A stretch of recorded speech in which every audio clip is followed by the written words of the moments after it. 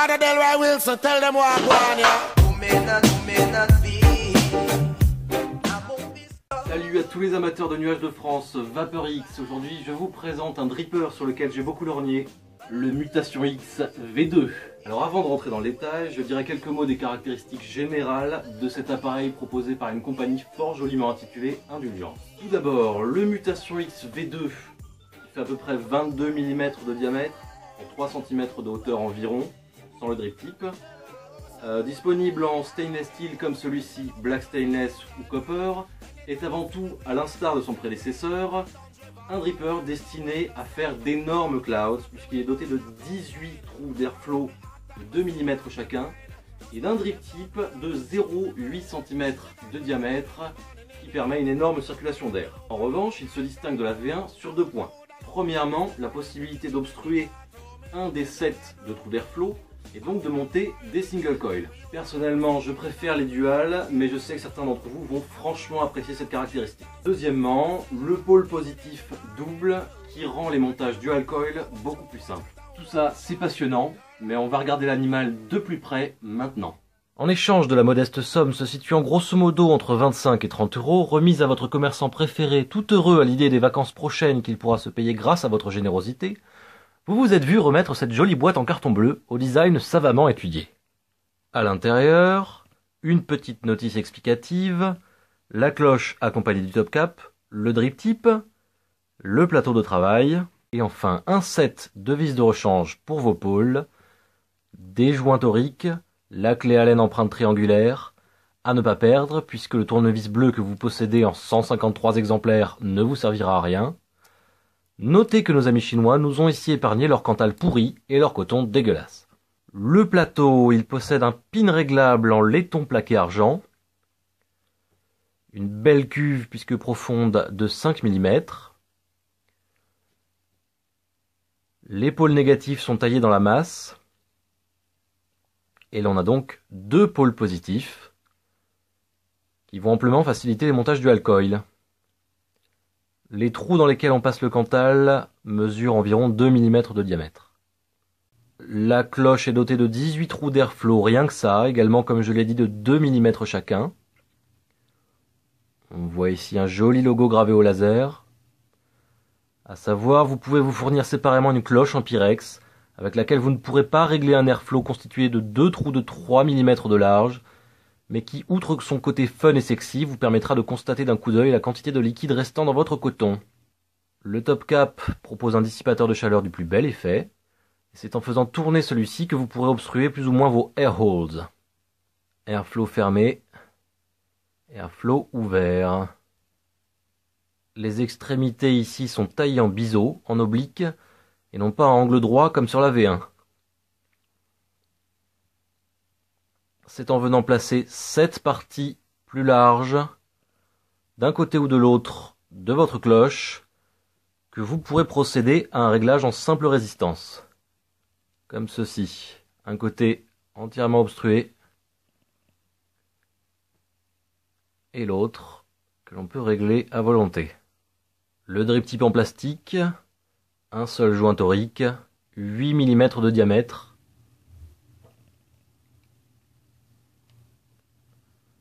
Bien fixé au top cap, ça bouge très peu. Le Mutation X V2 assemblé, auquel je trouve une finition bien qualitative. Maintenant qu'on a pris connaissance de tout ça, on peut passer au montage. Les experts, veuillez me pardonner, mais à l'adresse des débutants, voici de quoi j'aurai besoin.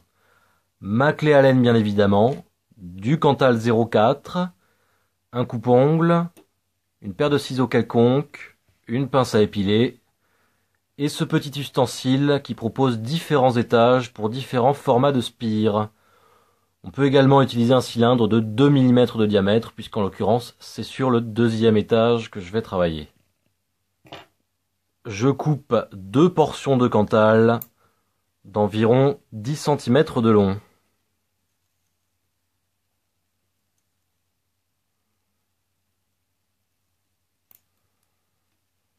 Et puis je viens enrouler ça autour de mon ustensile. Alors ce que j'aime bien faire, c'est un tour pour rien, puisque le premier tour est en général un peu foiré. Et donc ce premier tour, je le déferai à la fin. Donc, un tour pour rien. Voilà mon premier tour.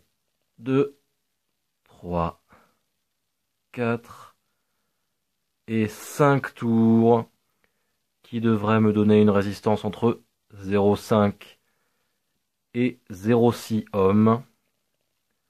Et donc mes 2 coils assemblés me donneront quelque chose qui sera légèrement inférieur à 3 ohms au total. J'ai défait ma première spire qui était un peu moche. Je resserre légèrement. Deuxième épisode, un tour pour rien. Premier tour, 2, 3, 4, 5. Il faut maintenant couper les pattes excédentaires, comme ceci. Une fois et 2 fois. À l'aide de mon ustensile, et c'est l'étape un petit peu délicate, je viens installer mes coils dans les trous d'épaule. Tac. Hop.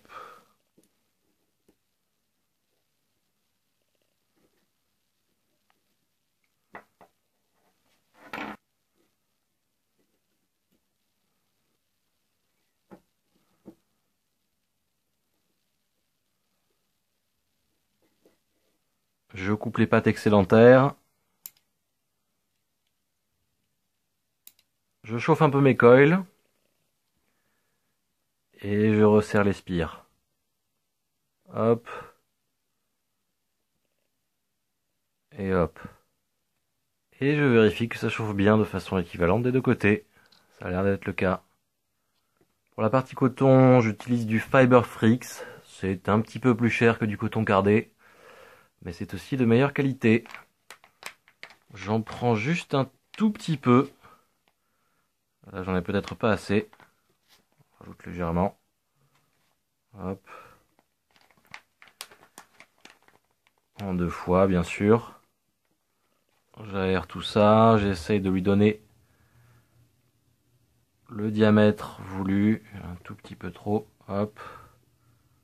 Voilà. Je viens rouler un côté que je coupe afin de pouvoir faire rentrer tout ça dans mon coil.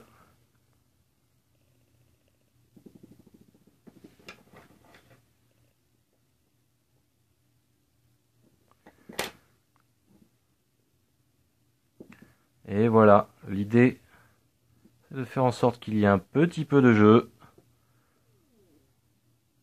tout en étant correctement tassé. Même chose de l'autre côté.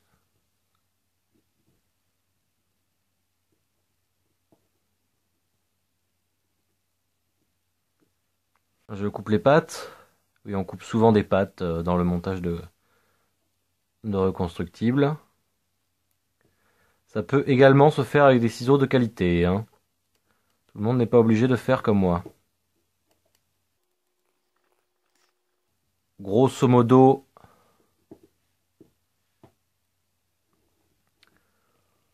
on coupe en fonction du bord du dripper.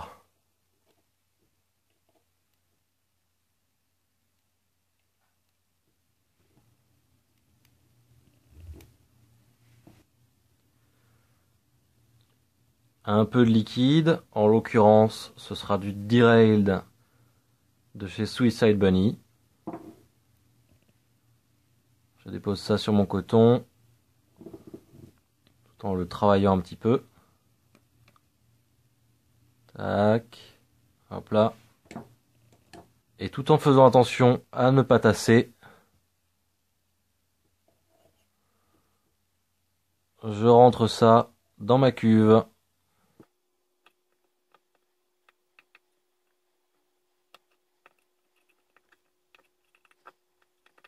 Encore un petit peu de liquide. Et c'est prêt. Rien de plus simple que de monter cette bête. On va voir ce que ça donne avec les airflows intégralement ouverts.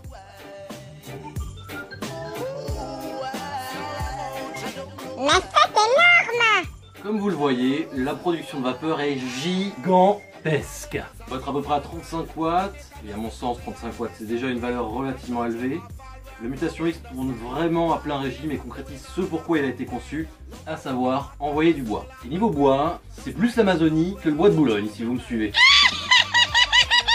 Maintenant, sur des puissances moins élevées, et là-dessus peut-être que des vapeurs plus expérimentés que moi auront une explication technique à fournir, j'ai le sentiment que des drippers entre guillemets traditionnels, type Caterpillar de Smoke, auront une production de vapeur peut-être plus dense et plus aromatique.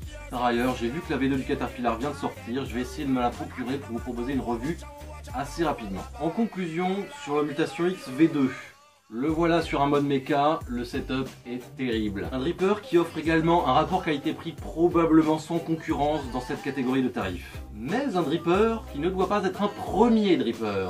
Si vous êtes un débutant dans l'univers du reconstructible, que vous vous êtes fait la main sur des RTA et que vous voulez passer sur des RDA, peut-être vaut-il mieux vous orienter sur quelque chose d'un petit peu plus soft. En revanche, les vapeurs confirmés trouveront ici une arme très efficace dans la chasse aux nuages. C'est tout pour aujourd'hui, n'oubliez pas de vous tenir éloigné de la clope. Allez, salut les gars, et à bientôt. Always have the right ingredients. Woman, you're so nice, plus you're intelligent.